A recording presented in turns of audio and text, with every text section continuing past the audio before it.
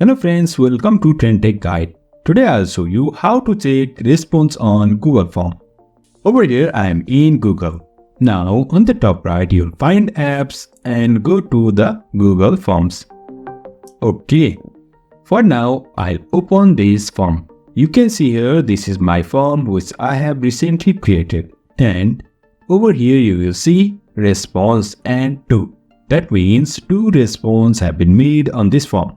Simply click on this response and you can see here are 2 responses. You can check it over here. Also you can check the response on Google Sheets. For that, tap on this, click on this response and then simply tap on this create if you haven't created any spreadsheet before.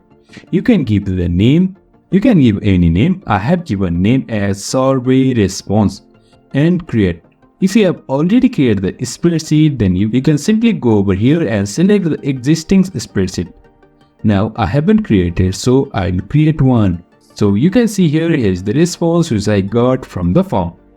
So in this way we can check response on Google Forms. So if you find this helpful, please like, share and subscribe.